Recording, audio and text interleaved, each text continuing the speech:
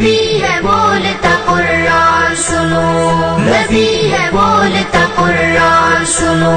نبی ہے بولتا قرآن سنو، آؤ میرے نبی کی شان سنو، نبی ہے بولتا قرآن سنو، آؤ میرے نبی کی شان سنو، نبی ہے بولتا قرآن سنو۔ بسم اللہ الرحمن الرحیم۔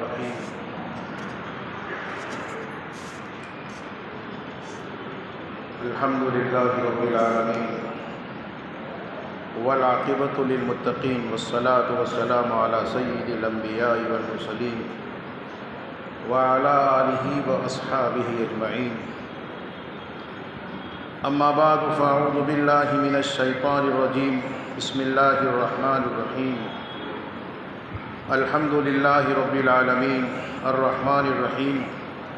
مالک یوم الدین، ایاک نعبد و ایاک نستعین، اہدنا الصراط المستقیم صراط الذین انعمت علیہم غیر المغضوب علیہم ولا الضالین۔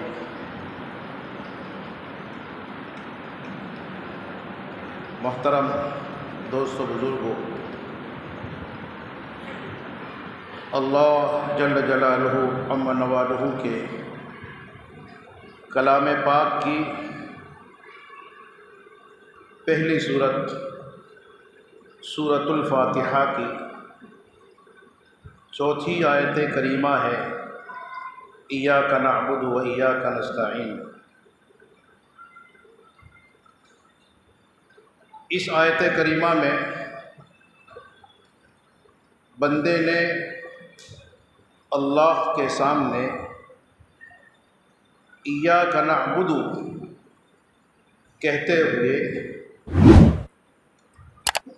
یہ اقرار کر لیا اور یہ کہہ دیا کہ اللہ، ہم آپ ہی کی عبادت کرتے ہیں، کریں گے، آپ ہی کے احکام کو بجا لائیں گے، جن کاموں کو کرنے کا آپ نے حکم دیا ہے ان کاموں کو انجام دیں گے،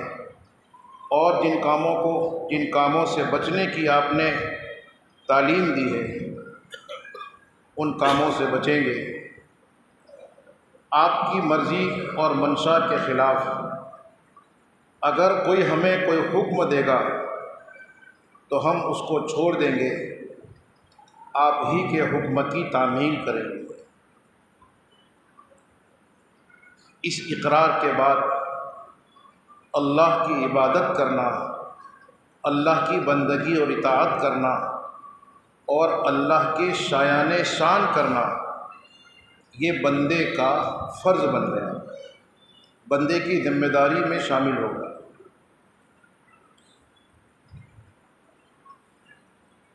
جس فرض میں نماز، روزہ، ذکر و تلاوت وغیرہ بدنی عبادتیں انجام دینا بھی ہے، زکوٰۃ، صدقہ، قربانی وغیرہ مالی عبادتیں انجام دینا بھی ہے، حرام سے پرہیز کرتے ہوئے حلال طریقے کو اختیار کرنا بھی ہے، اللہ کے احکام ظاہری کو بجا لانا اور احکام باطنی کو بجا لانا، یہ بھی اس میں داخل ہے،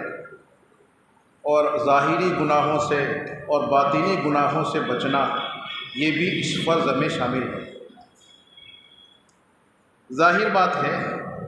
کہ یہ بہت ہی اہم اور بہت ہی بڑا فرض اور امپورٹنٹ ذمہ داری ہے۔ اس ذمہ داری کو بذات خود اپنے بل بوتے پر انجام دینا اور پورا کرنا،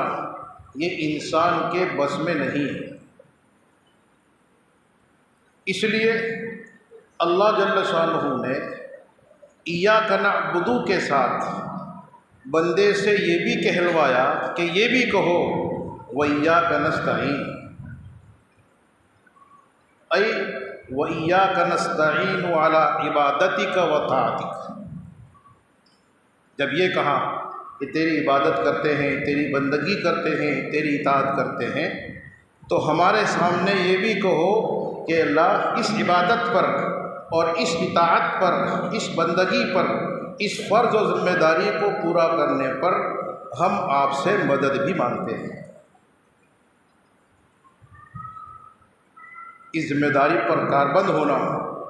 کما حق اس کے مطابق عمل کرنا، یہ ہمارے بس میں نہیں ہے جب تک کہ آپ کی مدد شامل حال ہے۔ جب تک آپ کی توفیق ہمارا سہارا نہ بنے تب تک ہم آپ کی سایہ نشان اس ذمہ داری کو پورا نہیں کر سکتے۔ اس اقرار کے بعد، عبادت اور اطاعت کے اقرار کے بعد جب زندگی کے میدان میں ہم چلتے ہیں تو ہمیں بہت ساری مشکلات کا سامنا ہوتا ہے، بہت ساری رکاوٹیں پیش آتی ہے تیرے احکام کو بجا لانے کے راستے میں۔ تو ہم تیرے احکام کو بجا لانے کے راستے میں تجھ ہی سے مدد طلب کرتے ہیں، تو تیرا ہی ہمیں سہارا ہے، تیری ہی توفیق اور تیرا تعاون مانگتے ہیں۔ یہ بھی کہو، ایسا اللہ جل شانہ نے فرمایا۔ علماء کہتے ہیں کہ اللہ جل شانہ نے بندوں کو یہ بہت عظیم نسخہ اور بہترین راستہ بتایا ہے اپنی عبادت اور اطاعت کی آسانی کے لیے۔ یعنی بندے کے لیے اللہ کی عبادت اور اطاعت اور بندگی آسان ہو جائے، وہ آسانی کے ساتھ اللہ کے حکموں کو بجا لائے، اس کے لیے یہ عظیم اور بہترین راستہ اور نسخہ ہے کہ بندہ اللہ کے سامنے حاضر ہو کر اللہ کے روبرو کہے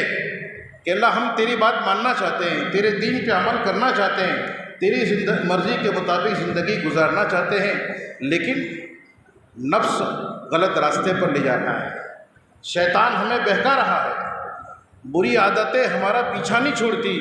برا ماحول ہمیں خراب کر رہا ہے۔ تو ہی توفیق دے، تو ہی فضل فرما، تو ہی ہمیں استقامت نصیب فرما۔ ہر عبادت اور بندگی کے موقع پر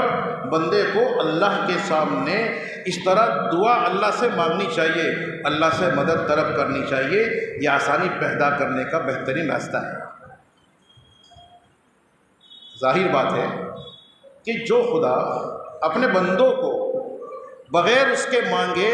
دنیاوی لائن کی ہر قسم کی نعمتیں اور ہر قسم کی سہولتیں دیتا ہے، جب اسی خدا کے سامنے ایک بندہ نیاز مندی کے ساتھ پورا بچھ کر گریہ وزاری کے ساتھ اللہ کے سامنے مانگے گا اور کہے گا کہ جیسے تو نے دنیاوی اعتبار سے سہولتیں پیدا کی ہے اور آسانی پیدا کی ہے، ایسے ہی دینی سہولتیں اور دینی آسانی پیدا فرما اور تیری فرما برداری ہمارے لیے آسان فرما، ایسی ہدایت دے، ایسی اندر کی طاقت دے، ایسا ایمان و یقین دے۔ جب بندہ اس طرح مانگے گا تو اللہ تعالیٰ کبھی بھی بندے کو محروم نہیں کرے گا۔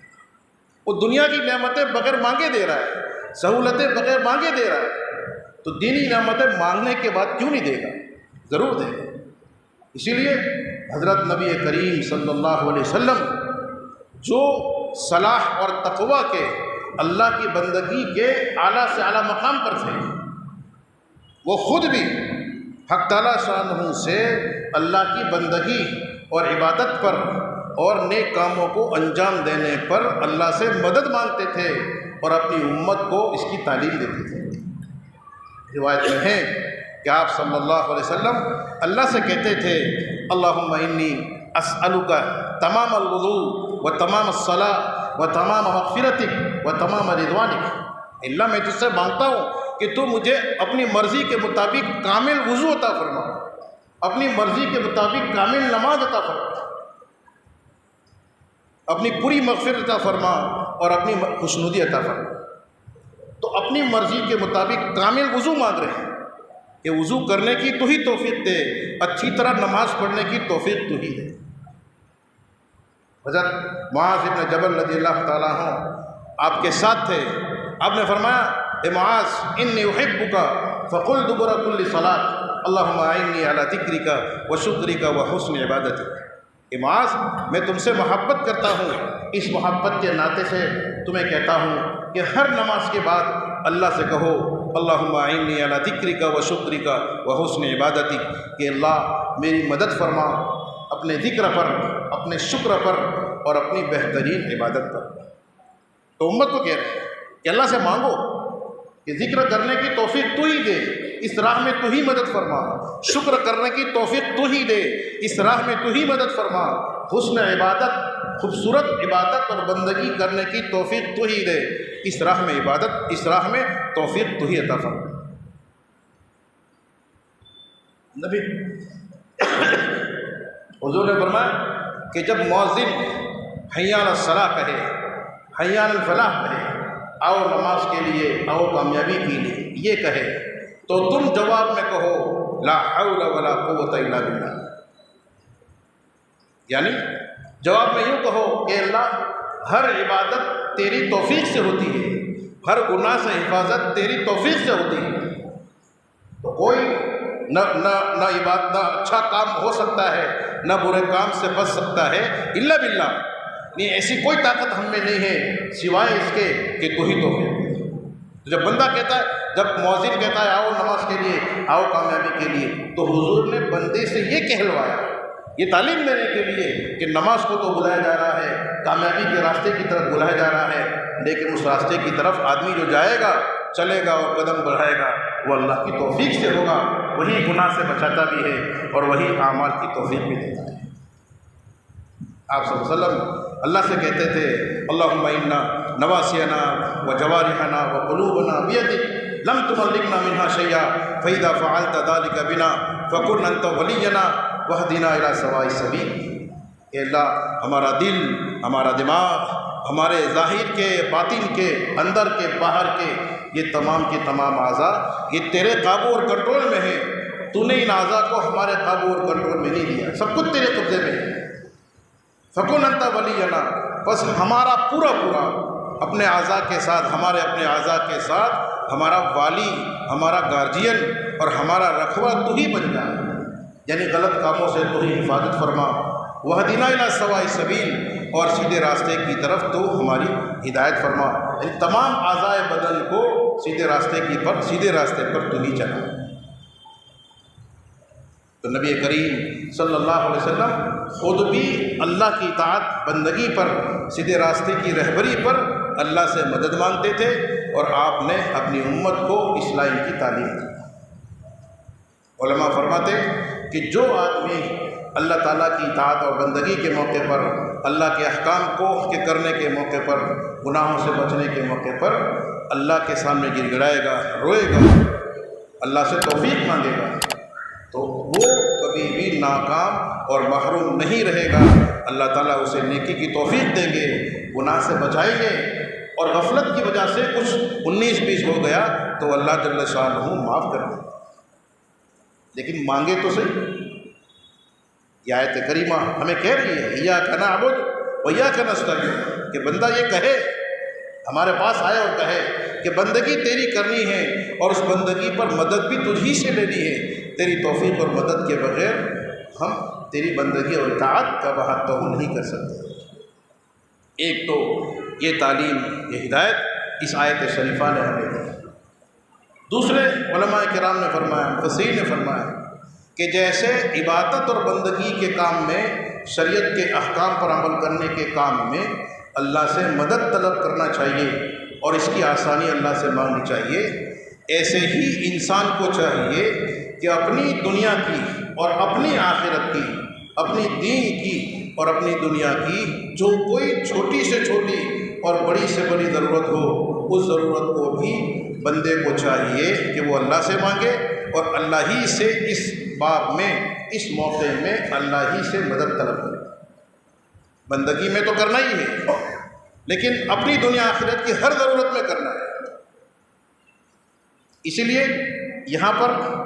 مفسرین نے فرمایا کہ وَإِيَّاكَ نَسْتَعِينُ مطلق کہا، یعنی اللہ نے یہ کہا کہ بندوں سے یوں کہو ہم آپ سے مدد طلب کرتے ہیں، اتنا ہی کہا۔ کس کام میں کرتے ہیں اس کو خاص نہیں کیا، کس چیز میں کرتے ہیں اور مانگتے ہیں اس کو متعین نہیں کیا، مطلق رکھا۔ عربی زبان کے قاعدے سے یہ اطلاق یعنی مطلق رکھا جانا یہ افادہ عموم کے لیے ہے، یعنی عام بات بتلانے کے لیے ہے۔ جب مستعان فی یعنی جس چیز میں مدد طلب کی گئی ہے اس کو خاص طور پہ ذکر نہیں کیا گیا، تو گویا یہ متعین نہ کرنا یہ اس بات کو بتلاتا ہے کہ بندہ ہر چیز میں، ہر کام میں، دنیا کا کام ہو یا آخرت کا کام ہو، ان تمام کاموں میں ہر چھوٹی بڑی ضرورت میں نستعین، اللہ ہی سے مدد طلب کرے، اللہ ہی سے مانگے، اس کی سہولت اللہ ہی سے طلب کرے۔ یہ بندے کی بندگی ہے۔ اور ویسے بھی جب بندے نے اس سورہ شریفہ کے شروع میں یہ کہہ دیا کہ اللہ رب العالمین ہے، اللہ کی صفت کا تعلق دنیا سے ہے، مالک یوم الدین ہے، اس صفت کا تعلق آخرت سے ہے، الرحمن الرحیم ہے، اس صفت کا تعلق دنیا سے بھی ہے، آخرت سے بھی ہے۔ تو جب دنیا میں بھی وہی ہے، آخرت میں بھی وہی ہے، دونوں جگہ وہی ہے، سب کچھ اس کے قبضے اور کنٹرول میں ہے، تو پھر ظاہر ہے کہ آدمی اپنا دنیا کا کام ہو وہ بھی اسی سے مانگے، اپنا آخرت کا کام ہو وہ بھی اسی سے مانگے، چھوٹا سے چھوٹا کام بھی مانگے اور بڑا سے بڑا کام بھی مانگے۔ نبی کریم صلی اللہ علیہ وسلم نے فرمایا کہ جوتے کا تسبہ ٹوٹ جائے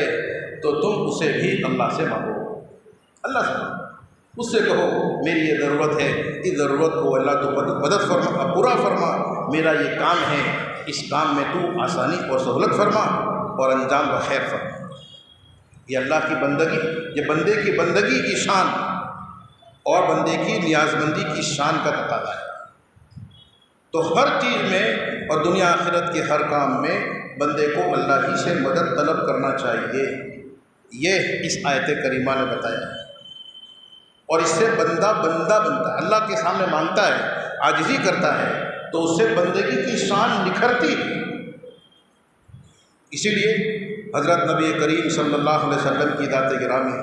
جو عبدیت اور بندگی کے اعلیٰ مقام پر فائز تھی، وہ ہر موقع پر جو ہے اللہ جل شانہ کے سامنے کسی نہ کسی انداز اور الفاظ سے دعائیں مانگتے تھے۔ آپ نے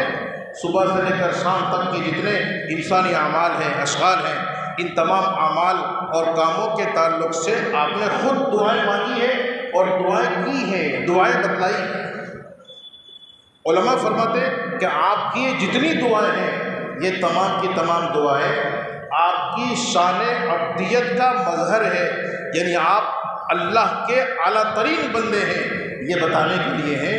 اور اللہ سے مدد لینے کا اعلیٰ نمونہ ہے۔ وہ یوں کہیے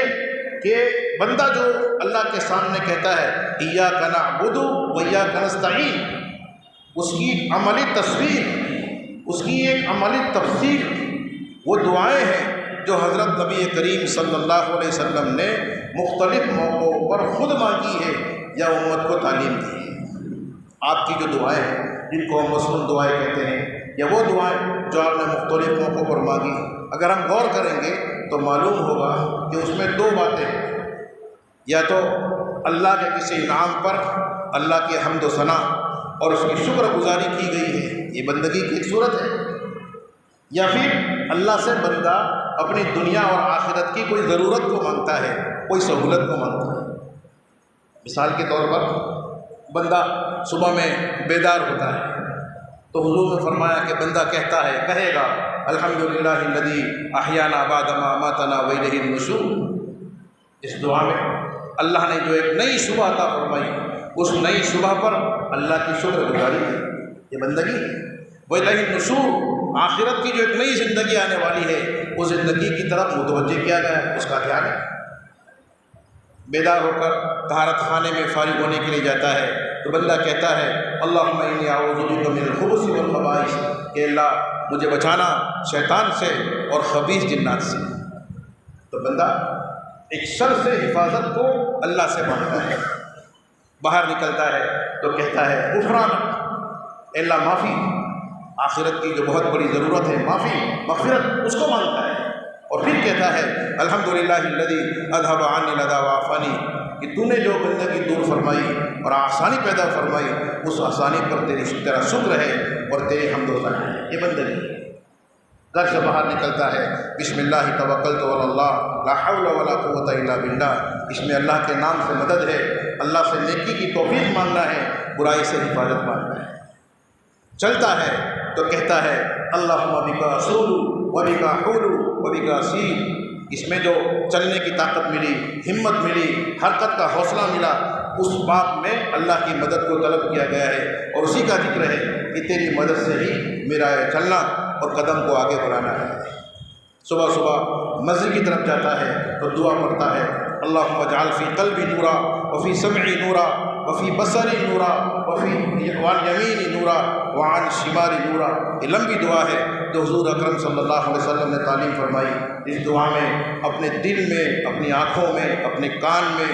اور اپنے دائیں بائیں، اوپر نیچے، آگے پیچھے، ان تمام جگہوں پر تو خاص نور اور روشنی عطا فرما، اس کی طلب یہ بندہ اللہ سے کرتا ہے۔ مسجد میں داخل ہوا، دعا مانگی اللہم افتح لی ابواب رحمتک، موسلادھار بارش رحمت کی برسات۔ مسجد سے نکلتا ہے تو کہتا ہے اللہم انی اسألک من فضلک، اپنا فضل اور اپنا انعام عطا فرما۔ پھر گھر میں جاتا ہے اللہم انی اسألک خیر مخرج و خیر مولج، کہ اللہ بہترین داخل ہونا اور بہترین نکلنا تجھ سے مانگتا ہوں، تیرے ہی مدد سے میں چلا اور تیری ہی مدد سے میں گھر عافیت کے ساتھ واپس لوٹا۔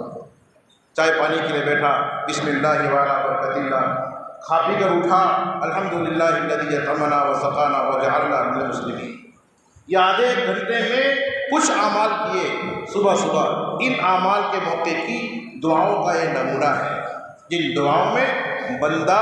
یا تو ایاک نعبد، اللہ کی بندگی کو حمد و ثنا اور شکر گزاری کی شکل میں پیش کرتا ہے، یا پھر ایاک نستعین، اپنی دنیا یا آخرت کی ضرورت کو اللہ سے مانگتا ہے۔ اس طرح شام تک، سونے تک جتنی دعائیں حضور اکرم صلی اللہ علیہ وسلم نے تعلیم فرمائی، ان تمام دعاؤں میں بندے کا یہی حال ہے۔ بندہ بندہ بنتا ہے اور اللہ کے سامنے نیاز مند بنتا ہے۔ بہرحال ہمیں اس آیت کریمہ نے ایک تو یہ تعلیم فرمائی کہ اللہ کی عبادت اور اللہ کی بندگی پر بھی اللہ سے مدد طلب کرنا چاہیے، توفیق مانگنا چاہیے۔ اللہ ضرور آسانی پیدا کرتے ہیں، اور اس کے علاوہ دنیا کی ضرورت ہو یا آخرت کی ضرورت ہو، چھوٹا کام ہو یا بڑا کام ہو، ہر کام کے موقع پر بندے کو چاہیے کہ وہ اللہ کے سامنے نیاز مند بن کر اور ضرورت مند بن کر اللہ کے حضور اپنی ضرورت کو پیش کر کے اللہ ہی سے اس سلسلے میں مدد مانگے۔ کوئی چھوٹا بڑا کام، کوئی چھوٹی بڑی ضرورت اور حاجت ایسی نہ ہو بندے کی کہ جس حاجت میں وہ اپنے اللہ کے سامنے رٹ نہ لگائے، اس کو پیش نہ کرے۔ اللہ ضرور اس کی سنتا ہے اور اس کو قبول کرتا ہے۔ روایت میں ہے، حضرت ابو طلحہ رضی اللہ تعالیٰ عنہ فرماتے ہیں کہ حضرت نبی کریم صلی اللہ علیہ وسلم کے ساتھ ہم ایک غزوے میں تھے، ایک جہاد میں تھے۔ ایک ہم نے دیکھا کہ ایک دم آپ صلی اللہ علیہ وسلم کے سامنے مقابلے پر دشمن آ گئے، تو آپ نے اس موقع پر اللہ سے مدد طلب کی، اور آپ کے الفاظ تھے یا مالک یوم الدین ایاک نعبد و ایاک نستعین۔ انہی الفاظ کے ساتھ آپ نے دعا مانگی اور کہا اے یوم الدین، یعنی روز جزا کے مالک، ایاک نعبد و ایاک نستعین، ہم آپ ہی کی عبادت کرتے ہیں اور آپ ہی سے مدد مانگتے ہیں۔ اس موقع پر آپ کی مدد کی ضرورت ہے، ہم آپ سے مدد مانگتے ہیں۔ حضرت ابو طلحہ فرماتے ہیں کہ جیسے ہی آپ صلی اللہ علیہ وسلم نے اپنی زبان سے کلمات جاری فرمائے، میں نے دیکھا کہ یہ کائک سامنے آنے والے دشمن خود بخود گر گئے، اور میں نے اپنی آنکھوں سے فرشتوں کو دیکھا، وہ فرشتے ان دشمنوں کو گرا بھی رہے ہیں اور برابر آگے پیچھے ان کو دے بھی رہے ہیں۔ اس موقع پر نبی کریم صلی اللہ علیہ وسلم نے اللہ سے مدد مانگی، مالک یا مالک یوم الدین ایاک نعبد و ایاک نستعین۔ ہمیں بھی چاہیے کہ ہم اپنی زندگی کا حصہ اس کو بنا دیں کہ بندگی بھی اللہ کے کریں اور کرنے کے ساتھ ساتھ مدد مانگنا یہ بھی اللہ سے رکھیں۔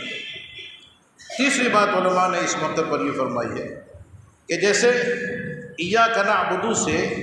یہ بات معلوم واضح ہوتی ہے کہ اللہ کی ہی عبادت کرنا ہے، اللہ کے غیر کی عبادت کرنا جائز نہیں ہے، شرک ہے۔ ایسے ہی مدد طلب کرنا، دعا مانگنا،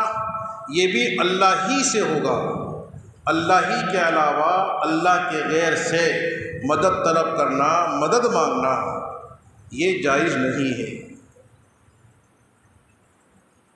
منع ہے۔ البتہ اللہ کے غیر سے مدد مانگنا جو منع ہے وہ امور عادیہ میں ہے، امور غیر عادیہ میں ہے۔ امور عادیہ میں اللہ کے غیر سے مدد مانگنا منع نہیں ہے۔ وضاحت اس کی یہ ہے کہ انسان اپنی زندگی میں جن کاموں میں کسی اور کا محتاج ہوتا ہے، ضرورت مند ہوتا ہے، وہ کام دو قسم کے ہیں۔ پہلی قسم کے کام امور عادیہ کہلاتے ہیں اور دوسری قسم کے کام امور غیر عادیہ کہلاتے ہیں۔ امور عادیہ کا مطلب ہے روز مرہ کے وہ کام جو اللہ کے علاوہ اور بھی کر سکتے ہیں، جو اسباب کے درجے میں کیے جاتے ہیں، جیسے علاج کرنا، کسی کے لیے کوئی چیز خرید کر لا کر دینا۔ آپ نے کسی کو کہا کہ ذرا میڈیکل میں سے دوائی لے کر آ، کسی کا سامان نہیں اٹھ رہا تھا، آپ نے اٹھوا دیا، کسی کا سامان گاڑی پہ رکھنا تھا، آپ نے رکھوا دیا، آپ نے کسی معمار سے، بڑھئی سے، لوہار سے اپنا کام کروایا۔ تو یہ روزمرہ کے کاموں میں ایک انسان دوسرے انسان سے مدد لیتا ہے، مادی اسباب کے تحت اس طرح کی ایک انسان دوسرے انسان کی مدد کرتا ہے۔ یہ امور عادیہ میں مدد لینا ہے۔ اور دوسرا امور غیر عادیہ، یعنی وہ کام جو اللہ ہی کے ساتھ خاص ہیں، یعنی جن کاموں کو اللہ ہی کر سکتے ہیں، جن کے اسباب مخفی اور پوشیدہ ہوتے ہیں، جیسے شفا دینا، اولاد دینا، ہدایت دینا، آئی ہوئی مصیبت کو ٹالنا وغیرہ وغیرہ۔ یہ وہ کام ہیں جو امور غیر عادیہ کہلاتے ہیں، یعنی وہ کام جو اللہ ہی کے ساتھ خاص ہیں، اللہ کے علاوہ کوئی اور ان کاموں کو نہیں کرتا، نہیں کر سکتا ہے۔ تو اس قسم کے کاموں میں مدد طلب کرنا یہ اللہ ہی سے ہوگا، اللہ کے غیر سے اس قسم کے کاموں میں استعانت یعنی مدد طلب کرنا، مدد مانگنا، دعا مانگنا یہ جائز نہیں ہے، یہ حرام ہے، یہ شرک ہے۔ چاہے وہ اللہ کا غیر زندہ ہو، چاہے وہ اللہ کا غیر مردہ ہو، چاہے وہ اللہ کا غیر کوئی عام آدمی ہو، چاہے وہ اللہ کا غیر کوئی بزرگ اور ولی ہو۔ اس قسم کے کاموں میں اس غیر سے، اللہ کے غیر سے مدد مانگنا اور مدد لینا، دعا کرنا یہ ناجائز ہے۔ جیسے کوئی آدمی کسی زندہ شخص کے پاس گیا، کسی بابا کے پاس گیا اور وہاں جا کر کہتا ہے کہ میں بیمار ہوں، مجھے شفا دے دیجئے، میری بیماری دور کر دیجئے، میں بے اولاد ہوں، اولاد نہیں ہوتی، آپ مجھے اولاد دے دیجئے، میں گمراہ ہوں، مجھے نیک بنا دیجئے، مجھ پر فلاں مصیبت آئی ہے، آفت آئی ہے، آپ اس آفت کو دور کر دیجئے۔ اس طرح کی بات کسی زندہ شخص سے، کسی بابا سے کرتا ہے تو یہ حرام ہے، یہ منع ہے، ناجائز و شرک ہے۔ یا کسی مرحوم بزرگ کی قبر پر، کسی ولی کے مزار پر آدمی پہنچے اور وہاں پہنچ کر وہاں کہے کہ حضرت میں بیمار ہوں، بیماری دور کر دیجئے، میں غریب ہوں، مجھے مالدار بنا دیجئے، فلاں مصیبت مجھ پر ٹوٹ پڑی ہے، اس مصیبت کو دور کر دیجئے، آپ حاجت روا ہیں، آپ مشکل کشا ہیں، المدد، اس طرح کی بات کرتا ہے تو یہ کرنا ناجائز ہے، حرام ہے اور شرک ہے۔ تو یہ امور غیر عادیہ میں اللہ کے غیر سے مدد طلب کرنا ہوا جو ناجائز ہے۔ ایسے امور میں اللہ ہی سے مدد طلب کرنا ہوگا، یہ ضروری ہے۔ یہاں ایاک نستعین میں جو کہا جا رہا ہے کہ ہم آپ ہی سے مدد طلب کرتے ہیں اور آپ کے غیر سے نہیں کریں گے، تو غیر سے نہیں کریں گے اس کا مطلب یہ ہے کہ ایسے امور میں آپ کے غیر سے مدد طلب نہیں کریں گے۔ ہاں جو امور عادی ہیں، جو روزمرہ کے ہیں، جو اسباب کے تحت، اسباب کے طور پر کی جاتے ہیں، تو ان میں ایک انسان دوسرے انسان سے مدد لے، تعاون لے، ہیلپ لے، تو لینا دینا جائز ہے۔ اور دنیا کا کارخانہ ہی اسی سے چلتا ہے۔ آدمی اگر بڑھئی سے کام نہیں لے گا، لوہار سے کام نہیں لے گا، ستھار سے کام نہیں لے گا اور دوسرے صنعت کاروں سے کام نہیں لے گا تو اپنے کام کیسے چلائے گا؟ کائنات کا نظام چلنے میں خلل واقع ہوگا۔ کارخانہ عالم کا اسی طرح سے چلتا ہے۔ اس لیے ایسے کاموں میں جو ہے اسباب کے درجے میں اللہ کے غیر سے مدد طلب کی جا سکتی ہے، اور یہ مدد طلب کرنا یہ وَإِيَّاكَ نَسْتَعِينُ کے خلاف نہیں۔ ڈاکٹر کے پاس گیا اور وہاں جا کر کہتا ہے کہ میرا علاج کیجیے، تو یہ علاج کرنے میں جو اسباب کے درجے کی چیز ہے اس میں آدمی مدد مانگتا ہے۔ علاج کرنا یہ ڈاکٹر کا کام ہے تو اس میں کوئی حرج نہیں ہے۔ ہاں شفا دے دیجیے، صاحب میں نے سارو کری دو، یہ غلط سوچ ہے۔ صاحب سارا نہیں کروانا، صاحب سارا صحیح ہونے کا اور شفا ملنے کا جو سبب ہے، جس کو سبب اللہ ہی نے بنایا ہے اور جس سبب کو اختیار کرنے کی اجازت اللہ ہی نے دی ہے، تو وہ سبب اختیار کرے گا آپ کے لیے، علاج کرے گا۔ تو علاج کرنا یہ صاحب کا کام ہے، شفا دینا، اچھا کر دینا یہ صاحب کا کام نہیں۔ ایک ہی طرح کا بیمار ہے، ڈاکٹر ایک ہی طرح کی دوا تجویز کرتا ہے، لیکن ایک کو شفا ملتی ہے اور ایک کو نہیں ملتی، بلکہ پہلا ہی آدمی دوسری مرتبہ 4-5 مہینے کے بعد اسی بیماری میں پھر جاتا ہے اور ڈاکٹر وہی دوا تجویز کرتا ہے تو اس وقت شفا نہیں ملتی۔ کیوں نہیں ملتی؟ اس لیے کہ جس اللہ نے اس کو سبب بنایا تھا اور سبب بننا طے کیا تھا، اس اللہ نے اس موقع پر سبب نہیں بنایا، اس میں تاثیر پیدا نہیں کی تو نہیں بنی۔ مسبب الاسباب یعنی سبب کو پیدا کرنے والا اور سبب کو سبب بنانے والا، سبب میں تاثیر اور پاور پیدا کرنے والا اللہ ہے۔ تو ڈاکٹر کے پاس علاج کے لیے جاتا ہے، وہ اسباب کے درجے کی چیز ہے۔ اس سلسلے میں علاج کی حد تک یہ مدد لینا، مدد مانگنا، یہ امور عادیہ میں مدد لینا ہے، اس کی گنجائش ہے، اس میں کوئی حرج نہیں ہے۔ لیکن یہ بات ضروری رہتی ہے کہ ایسے موقع پر بندہ اسباب کو اختیار کرتے ہوئے مؤثر حقیقی اللہ ہی کو سمجھے، سبب میں تاثیر پیدا کرنے والا اللہ ہی ہے، یہ یقین کرتے ہوئے، یہ سمجھتے ہوئے جو ہے اس سبب کی طرف متوجہ ہوں۔ بلکہ ہمیں تو یہ تعلیم دی گئی ہے کہ سبب کی طرف متوجہ ہونے سے پہلے بندے کو ایسے موقع پر بھی اللہ ہی کی طرف پہلے متوجہ ہونا چاہیے، اللہ ہی کی طرف متوجہ ہونے کے بعد پھر دوسرے درجے میں آدمی سبب کی طرف متوجہ ہو، اللہ کو مؤثر یقین کرتے ہیں۔ تو میں یہ کہہ رہا تھا کہ اس آیت سے معلوم ہوتا ہے کہ اللہ ہی سے مدد طلب کرنا چاہیے، اللہ کے غیر سے مدد طلب کرنا جائز نہیں ہے۔ تو یہ جو جائز نہیں ہے یہ ایسے کام کی بات ہے جو کام صرف اللہ کے ساتھ خاص ہیں، جو اللہ ہی کرتے ہیں، اللہ کے علاوہ اور کو نہیں کرتے، جن کے اسباب مخفی ہوتے ہیں، جن کو امور غیر عادیہ کہا جاتا ہے۔ تو ایسے کام میں اللہ ہی سے مدد طلب کی جائے گی، ایسے کام میں اللہ کے غیر سے مدد طلب کرنا منع ہے۔ اور جو امور عادی ہیں، روزمرہ کے ہیں، جس میں مادی اسباب کے تحت انسان دوسرے انسان سے مدد لیتا ہے، تو اس میں مدد لینے کی گنجائش ہے، کوئی حرج نہیں ہے، مدد لیتا ہے، لینا چاہیے، بسا اوقات لینے کی ضرورت اور مجبوری بھی رہتی ہے، لیکن اس موقع پر بھی اولاً اللہ کی طرف متوجہ ہو، پھر بندے کی طرف متوجہ ہو، اور بندے کی طرف متوجہ ہونے کے ساتھ ساتھ اپنی اصل نظر یہ اللہ ہی پر رکھنی چاہیے۔ یہ اس آیت کریمہ نے ہمیں ہدایت اور تعلیم دی ہے۔ اللہ تعالیٰ ہمیں صحیح معنی میں اپنا بندہ بننے کی اور صحیح معنی میں ہر ضرورت کے لیے اپنی طرف متوجہ ہونے کی توفیق عطا فرمائے۔ سبحان اللہ و بحمدہ، سبحانک اللہم و بحمدک۔